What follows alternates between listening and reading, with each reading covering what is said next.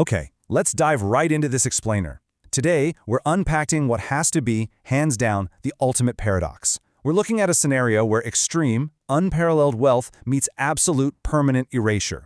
We're pulling directly from a singular, really haunting source text, the richest man who disappeared forever.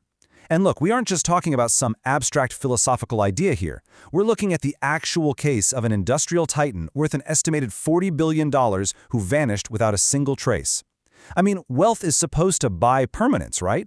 It builds monuments, it puts names on buildings, and it ensures a legacy. But what happens when the absolute apex of that wealth is met with an immediate, complete vanishing act? Well, let's find out. Zero. Literally zero. I want you to imagine having infinite resources at your disposal. We're talking about a sprawling 50-room compound in the Alps, a private fleet of jets just sitting on the tarmac waiting for you, and a 24/7 global security detail. Now imagine using all of those resources, or perhaps having them circumvented entirely, to leave absolutely zero physical footprint behind. When we talk about this source text, we aren't talking about a guy who just got stressed and went into hiding in a remote cabin. No, we are talking about zero traces, an absolute evaporation of a human being who possessed the means to be the single most visible person on the planet. I want you to think about your own life for a quick second. Think about your digital footprint today. Every single time you tap your phone, or make a quick purchase, or honestly just walk past a street camera, you're leaving a trail. It takes an incredible amount of effort for an average person to go off the grid for even, like, a weekend. Now, scale that up to a $40 billion empire. How does someone holding that level of global infrastructure manage to erase all of it? Or, and this is even more terrifying to think about, how does the universe simply swallow that presence whole?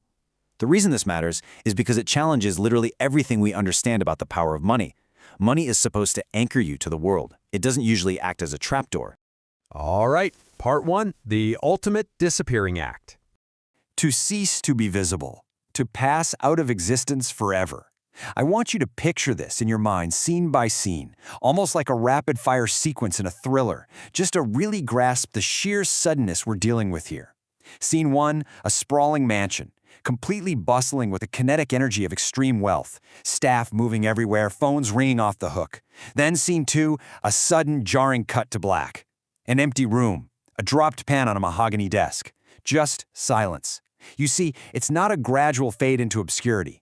The text implies a sudden, kinetic snap from existence to total non-existence.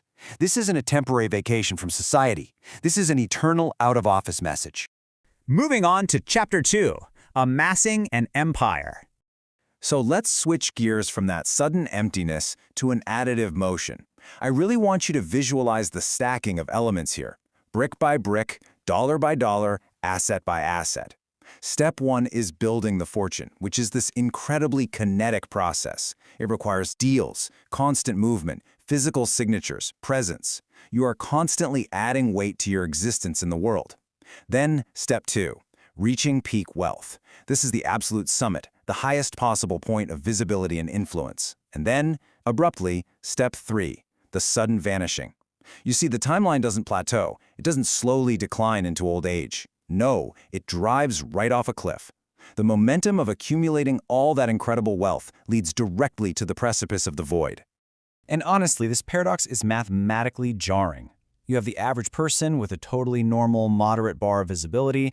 Then you have our subject, a man who employed over 80,000 people globally, and whose movements were tracked by the financial press every single day. That is a towering, impossible-to-miss skyscraper of visibility. But then, look at the third metric, visibility after the disappearance. It's completely flat, non-existent. Immense wealth mathematically guarantees massive visibility, right? So for that towering presence to instantly drop to zero, it completely defies the laws of societal physics. Which brings us to part three, the day everything vanished.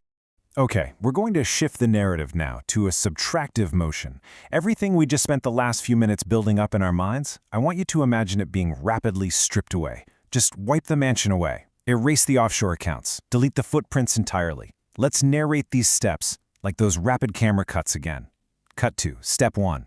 A man sitting at the very pinnacle of absolute wealth, surrounded by literally everything money can buy. Cut to step two. A blink. A single breath, the exact silent moment of the vanishing. There's no struggle, no trace, just an instantaneous removal from the frame.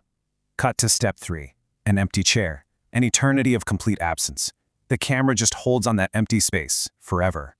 The physical, undeniable, incredibly heavy presence of the richest man is instantly and permanently replaced by nothingness.